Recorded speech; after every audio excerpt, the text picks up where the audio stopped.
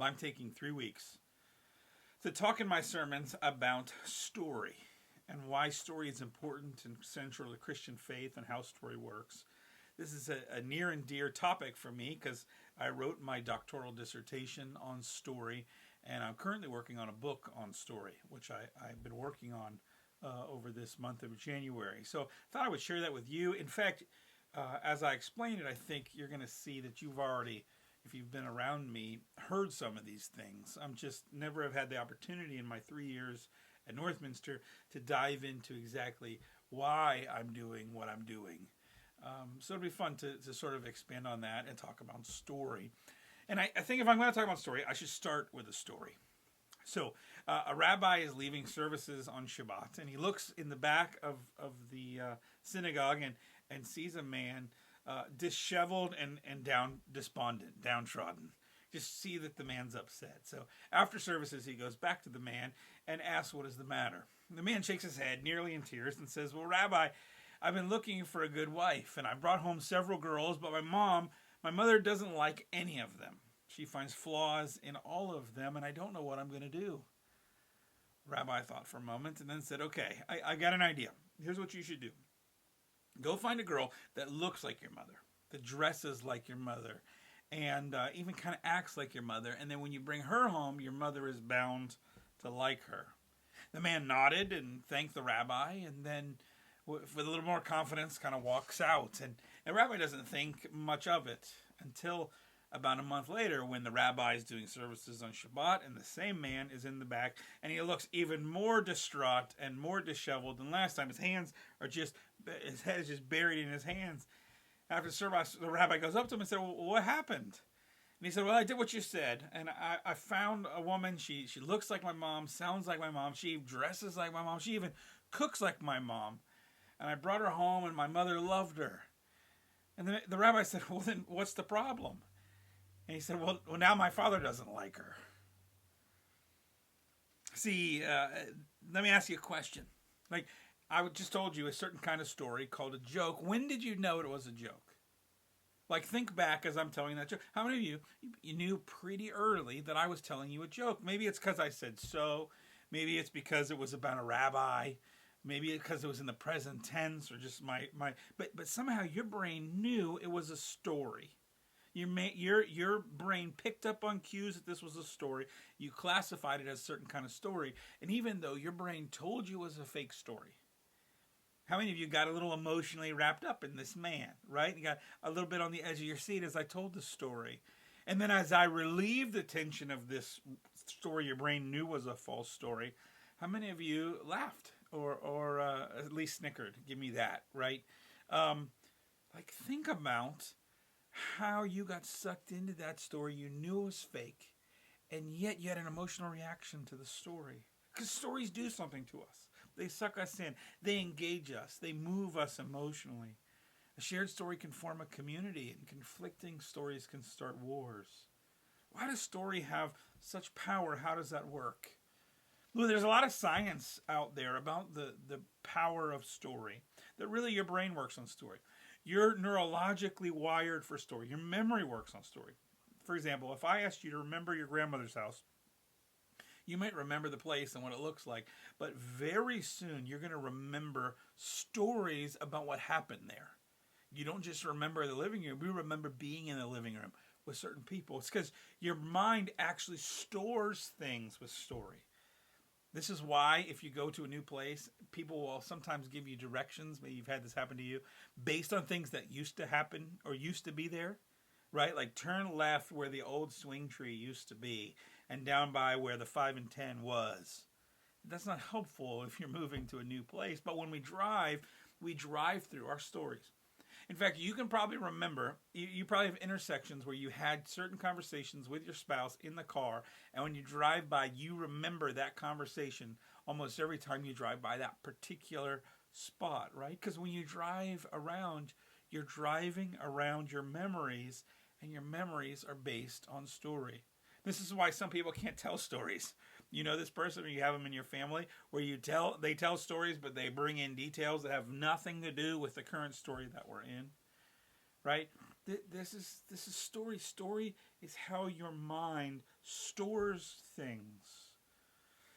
What science has not really been able to explain is why your brain is so oriented towards story. Some scientists have suggested that the brain uses story to imagine and think of potential survival situations. That cavemen used to sit around in the fire at the end of the day, the end of the hunt, and they would share stories, and it was part of learning. Part of learning what I could have done better in my story, or maybe learning from somebody else's story of the mistakes or the successes that they made. You probably do this, right? Have you ever had the situation where you go into a situation, you're going to have a hard conversation with somebody, and you're like working it out in your head? Like, if he says this, then I'm going to say this. And if she says that, then I'm going to respond like, right? You're preparing, you're working, you're imagining the story ahead of time. Or you've probably done this where you imagine it later, right? Like 2 hours after the conversation, you think of the zinger that you should have said that you didn't have then. But that's your mind working out the story. See, your imagination is part of your survival. Now maybe your brain is oriented towards this because life is so much like a story. I mean, think about how much life unfolds in time and through seasons, like scenes in a film. We all face conflict, bump into people or situations that we have to deal with.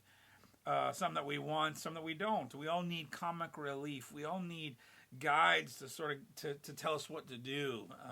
A Yoda or an Obi-Wan to give me some guidance on what I'm going to move forward. We need companions along the way.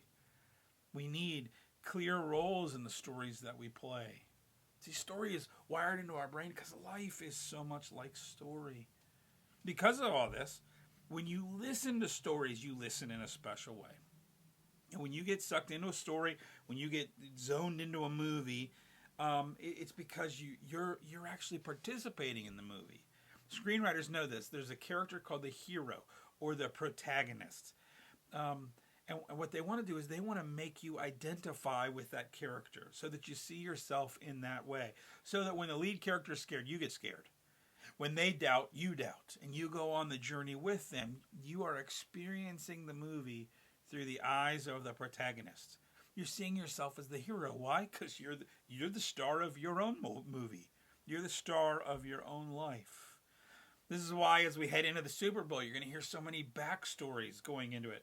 I mean, sports are a natural movie. It's a natural conflict. It's a natural battle, but backstories are what help you get engaged in the story. And so when you hear a story, you lean in, and you lean in to hear what's going to happen to a hero, and you identify with that hero. Just like cavemen before, and it's going to happen when you watch the Super Bowl this week. The broadcasters want you to get involved in the characters. Now, there was a prophet in the Bible that knew how story worked. His name was Nathan. Now, David is finally king, but the time of year comes when kings normally go off to war, but David doesn't go. He stays and waits in his palace. He's up on the roof, and he sees a woman bathing on her roof. He sleeps with her, likely gets her pregnant, kind of implied in the passage. And in order to keep her as his wife, he actually has to send her husband into battle and basically has him killed Godfather style. Bathsheba mourns her husband, and then after she mourns, she comes to be the wife of David and has his child. Now this angers God. God is not happy with this, and it should anger us too. So God calls a prophet named Nathan to go to David and tell him that he shouldn't have slept with a married woman and killed her husband. Now imagine you're Nathan and you got to do that. Okay, they've got a son now, which means it's been at least 10 months since this all went down, and David has gotten away with it. The great warrior king that killed Goliath has gotten away with it.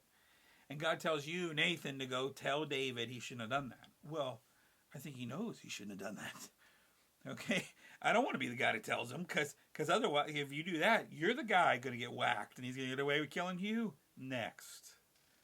So let me read from 2 Samuel chapter 12, verses 1 through 7, and listen to how Nathan responds. And the Lord sent Nathan to David. He came to him and said to him, there were two men in a certain city, the one rich, the other poor. The rich man had very many flocks and herds, but the poor man had nothing but one little ewe of a lamb, which he had bought. And he brought it up, and it grew up with him and with his children. It's the family pet.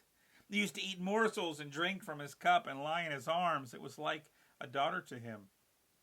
Now he came a traveler to the rich man, and he was unwilling to take one of his own flock or herd to prepare for the guest who had come to him. But he took the poor man's lamb and prepared it for the man who had come. Then David's anger was greatly kindled against the man. And he said to Nathan, "As the Lord lives, the man who has done this deserves to die, and he shall restore the lamb fourfold because he did this thing, and because he had no pity." And Nathan said to David, "You are the man. Thus says the Lord, the God of Israel, I anointed you king over Israel, and I delivered you out of the hand of Saul." And Nathan goes on to give God's judgment for David doing that. But he says, "You are the man." Nathan goes and tells a story of a man who steals a lamb, and David ends up condemning his own behavior. So Nathan doesn't get into trouble. But now you know why it worked, right? We've already seen that David's brain is wired for story. Like any of us, he gets sucked in, just like you got sucked into the joke. He got emotional about the story, and he's heard enough story to expect a good ending. And he wants to be the hero, the rescuer, the protagonist in the story. After all, he's king. He should have the power to make things right and to put the man to death. What doesn't cross David's mind is the idea that he's the bad guy. Not until Nathan changes David's role in the story and says, "You are that man." See, Nathan uses a story to get David to change his story. Jesus was really good at story too. He was a master at storytelling and story thinking. He once was fellowshipping and eating with a group of people called sinners and tax collectors. They're called sinners because they can never go before God to be right. And the tax collectors were outcasts. They weren't accepted by the people. They were, they collected money for the Roman taxes. And so he's eating with these low of the low, and he's judged by the Pharisees and the scribes, who would never belittle themselves to go eat with those people. They were the holy rollers. They're right with God. So they judged Jesus for who he's eating with. So what does Jesus do? Well, he tells three stories: a lost sheep, a lost coin, and a lost son. But in the third one, he portrays both groups, right?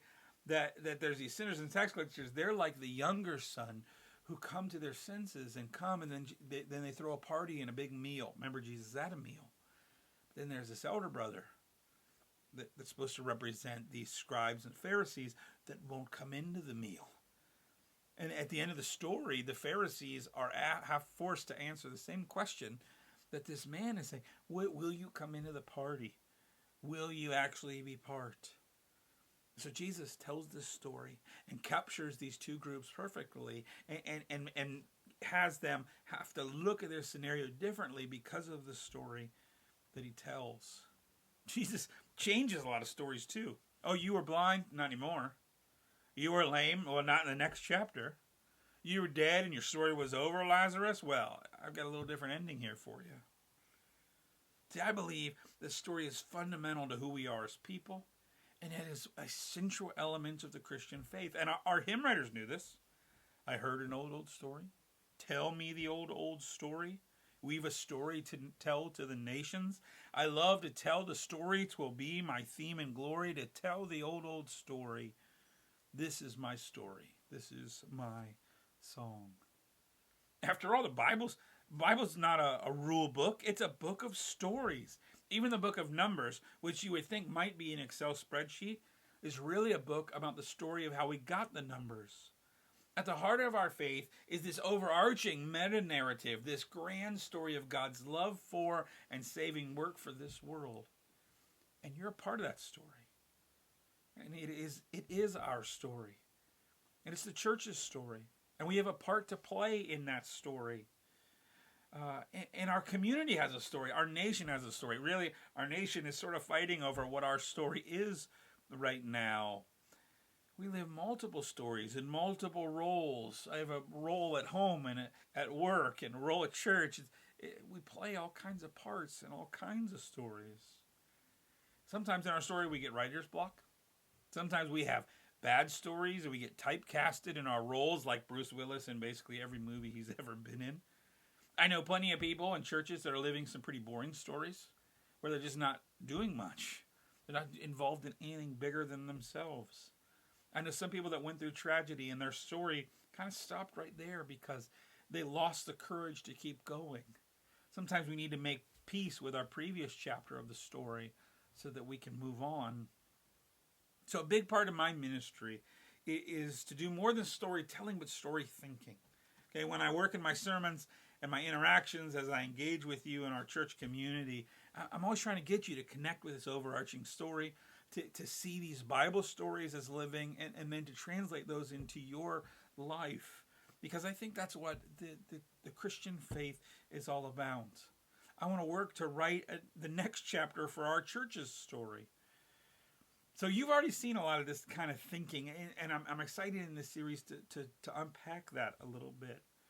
Central for me in my ministry and in my life is the idea that God is a great story writer. He's a big story writer. He writes big stories, and he's in the character transformation business. God does not leave David alone. He sends Nathan to retell the story and jumpstart a new story for David. Jesus comes to tell new stories. So where are you with this Jesus story? Where's your story a bit stuck? What stories do you want to live into in the future? May God, the master story writer, guide you and I and guide our church in the next chapter and beyond. Amen.